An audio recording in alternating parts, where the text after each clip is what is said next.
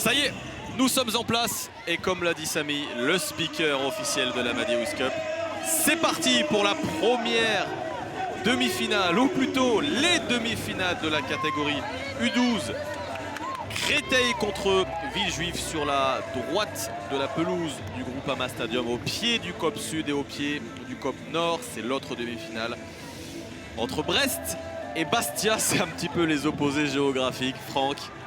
Oui. Cette rencontre entre Brest et Bastia, Bastia qui a déjà réussi son tournoi, on le rappelle, le Sporting a remporté la catégorie U14. Le match qui va nous concerner sur ce canal YouTube de Madeus Cup, c'est Créteil-Villejuif 1. Derby encore une fois de la région parisienne. L'autre rencontre entre Brest et Bastia, c'est à suivre avec Gaël Berger, notamment sur les canaux additionnels de la Madeus Cup. On va se pencher donc sur ce derby francilien, encore une fois, des clubs de l'Île-de-France, Franck, qui arrivent à se hisser très loin dans le tableau final. Tout à fait, encore des clubs parisiens, encore des très bons clubs parisiens, hein. Créteil et Villejuif. Donc l'US Créteil, un très gros club dans le 94, 1250 licenciés, présidé par Thierry Couder, et puis sur la section pro Armand Lopez. Et Villejuif, on l'a vu, hein, ils ont gagné la première édition de la Madeus Cup en U13, ils ont gagné encore cette deuxième édition en U11 et qui sont toujours là, toujours présents. Un très très gros club formateur qui voit plusieurs jeunes partir dans le monde professionnel, dans les centres de formation du moins.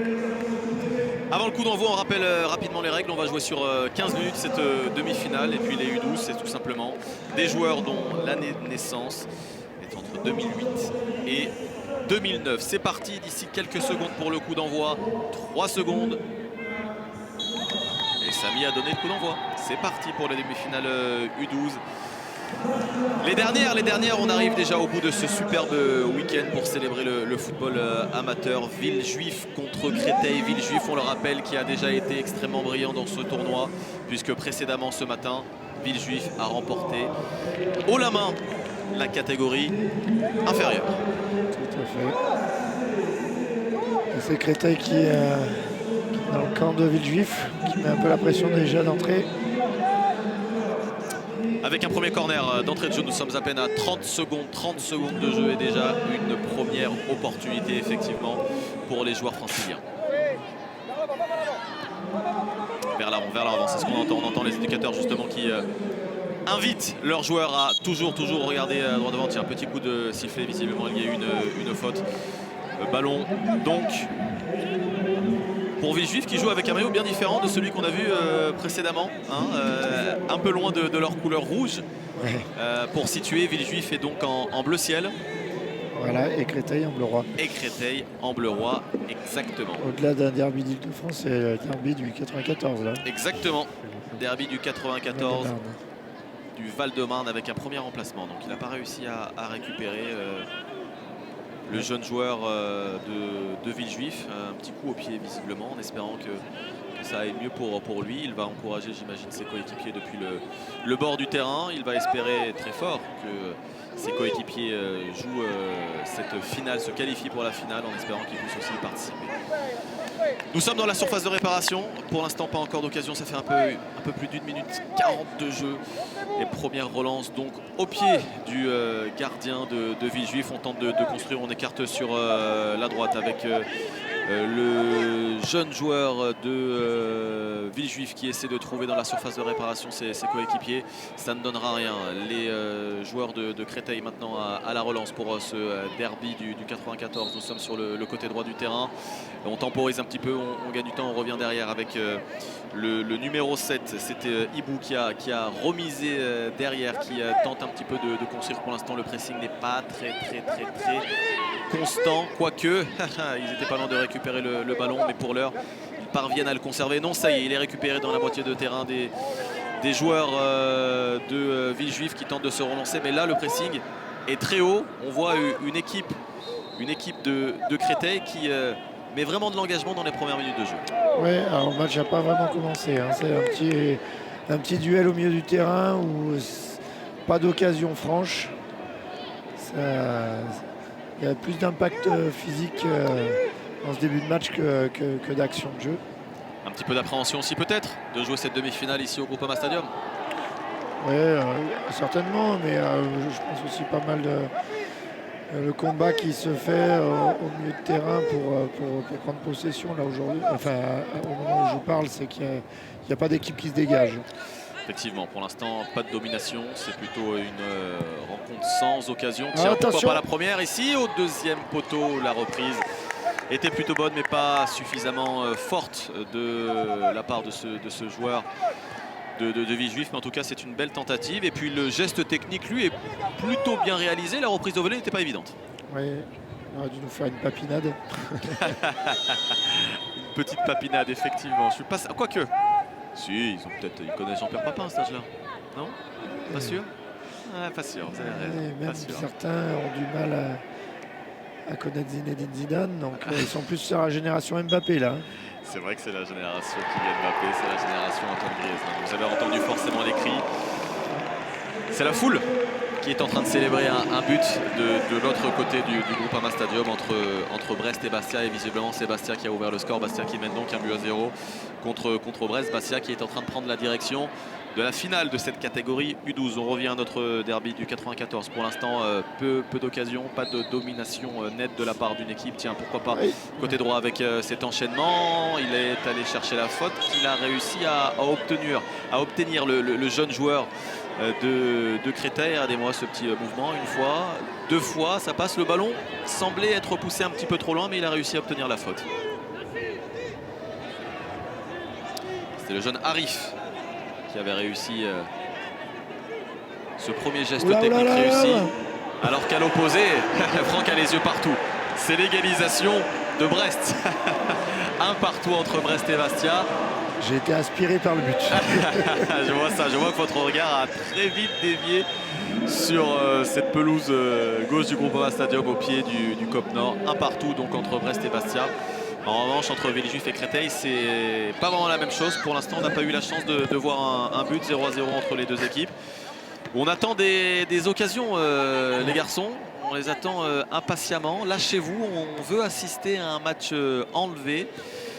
On veut autant apprécier ce rendez-vous que vous sur la pelouse du Groupama Stadium. Tiens, peut-être qu'ils vont nous écouter. Non, encore une touche. Pour l'instant, on peine à progresser dans les surfaces adverses, aussi bien du côté de Créteil que du côté de Villejuif, Franck. Match fermé, match intensif, avec beaucoup d'intensité, d'impact. Milieu de terrain. C'est la guerre des nerfs.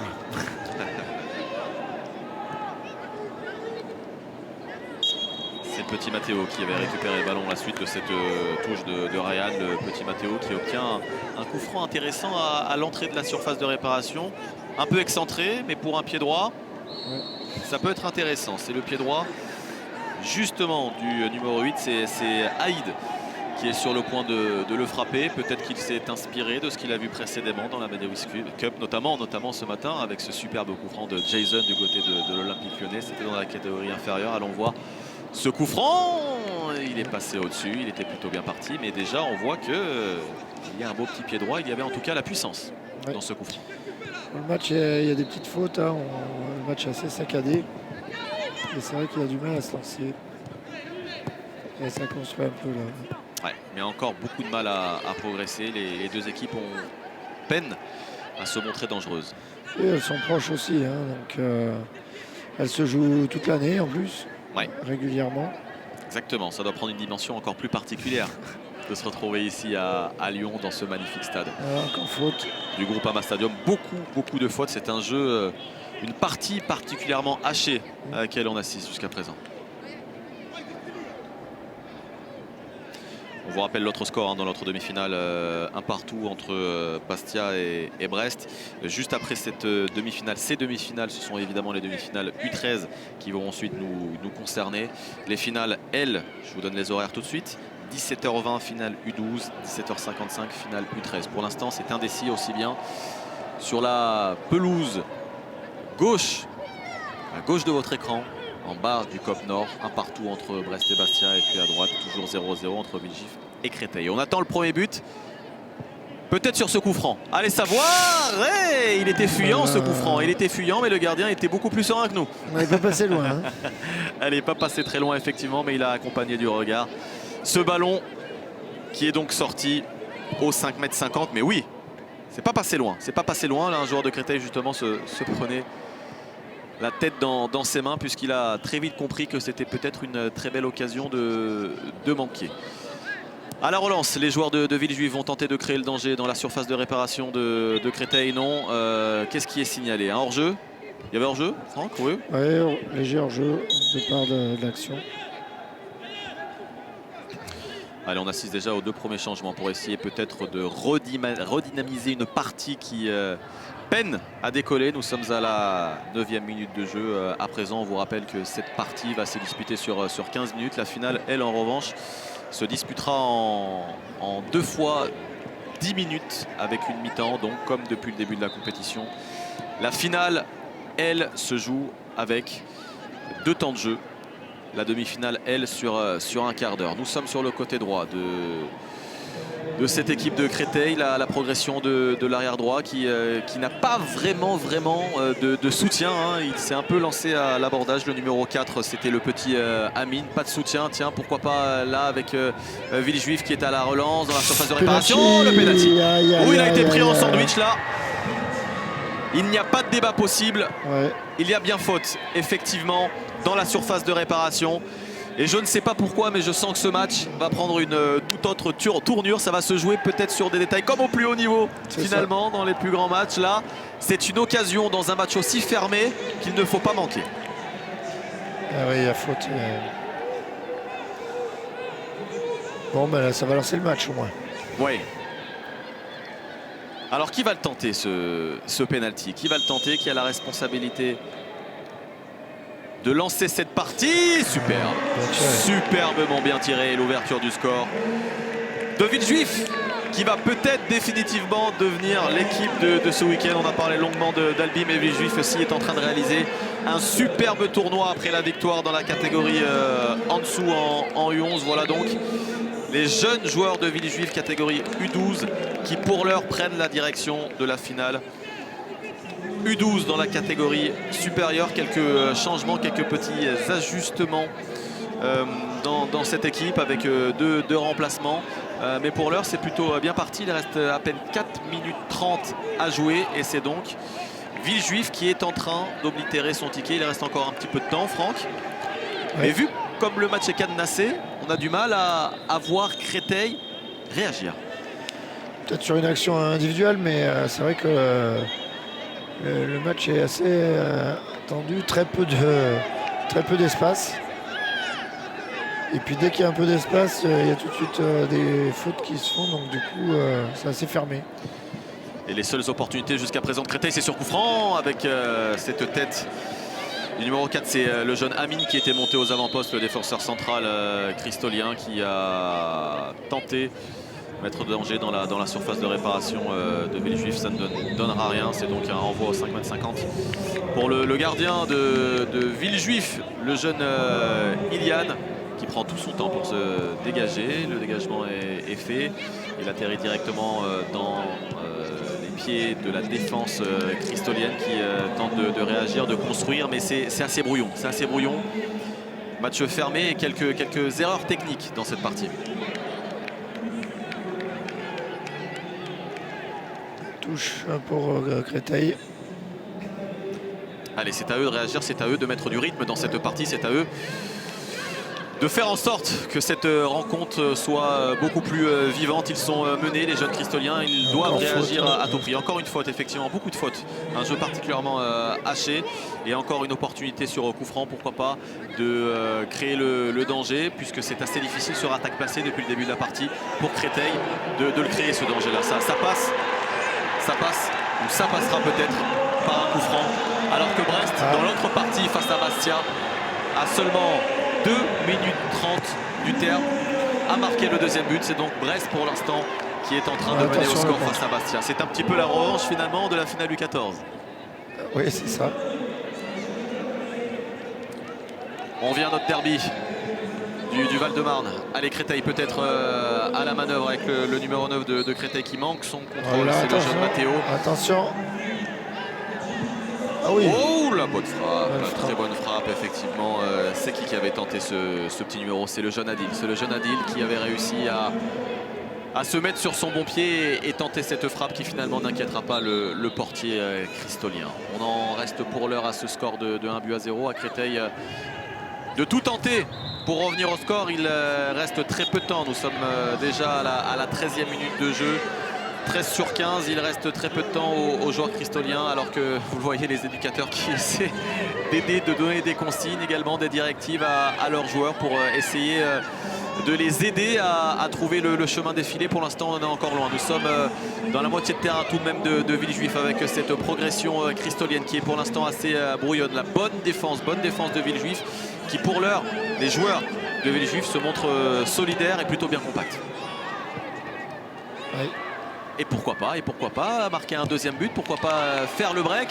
Ce sera un corner et une opportunité pour Villejuif de se mettre peut-être définitivement à l'abri. C'était le jeune Pierre, le numéro 9 de l'US Villejuif, qui était parti en contre-attaque, mais très bonne défense de la part de Amine, le défenseur central de Créteil, qui a réussi à contrer ce ballon. Costaud, très costaud, difficile à passer, le défenseur de Créteil. C'est lui d'ailleurs finalement qui a réussi à créer la meilleure occasion pour son équipe. C'était sur coup franc un petit peu plus tôt. Bon défenseur et plutôt bon de la tête, le jeune Amine, qui réalise une bonne partie, mais pour l'instant c'est insuffisant pour lui, mais aussi pour ses coéquipiers dans leur objectif de se qualifier pour cette finale U12. Ce sont pour l'instant les jeunes de Villejuif qui sont sur le point d'oblitérer leur ticket avec cette tête. Il y avait de la suite dans les idées. Très bon centre, très bon corner. Mais la tête est un petit peu enlevée. Il reste une poignée de secondes. C'est un exploit. Ouais. Maintenant, Franck, il va falloir réaliser pour Créteil. Le match pour Créteil, quelque part, n'a pas vraiment commencé. Donc c'est un peu frustrant pour eux, j'imagine. Et on voit pas comment ils vont pouvoir marquer un but. Très belle équipe, mais là, Villejuif les a étouffés, les a bloqués. Enfin, mais des deux côtés, il n'y a pas eu beaucoup d'occasions sur cette rencontre. C'était un match assez fermé. Match assez fermé, effectivement, qu'une seule véritable occasion, c'est ce penalty qui n'a pas manqué. Allez, pourquoi pas cette dernière tentative? Non, bonne défense. Et le regard. Le regard des défenseurs de Villejuif. Non, tu ne passeras pas. Ce ne sera pas pour toi ce match-là. Nous allons aller en finale. Et c'est bien parti pour les jeunes de Villejuif qui mènent la dernière attaque peut-être de la partie hors-jeu. Hors-jeu, assez logique. Effectivement, il était parti un petit peu trop tôt, le jeune attaquant de Villejuif. Dernière occasion, je pense. Là. La dernière banderie, il faut la planter pour les jeunes cristoliens. La dernière possibilité aux avant-postes, à l'abordage. Regardez les jeunes de Créteil qui montent tous dans la surface de réparation, hormis celui qui va s'occuper de frapper ce coup franc.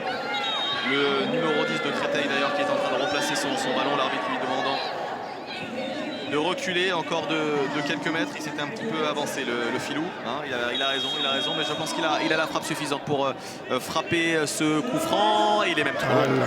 Il est même trop long, c'est le jeune Isaac. C'est terminé. Et c'est donc Villejuif qui va encore une fois disputer une finale. L'US Villejuif qui place sa deuxième équipe en finale. U12 cette fois-ci, en route, pourquoi pas, vers un doublé qui serait historique. Catégorie U11, victoire un petit peu plus tôt ce matin. Vous avez pu suivre ça sur les antennes de l'Amadeus Cup. Et là, Villejuif, catégorie U12, qui glisse encore une fois son équipe en finale. Une finale qui se disputera, roulement de tambour, contre Brest. C'est exactement Brest qui s'est imposé 2-1 face à Bastia. Belle victoire des Brestois qui prennent leur revanche sur leurs camarades U14 qui s'étaient inclinés face à cette même équipe de Bastia en U14. Donc c'était hier dans une finale haletante qu'on a pu suivre, bien sûr, toujours au Groupama Stadium et sur le compte YouTube de l'Amadeus Cup. Regardez ces images comme elles sont belles, Franck.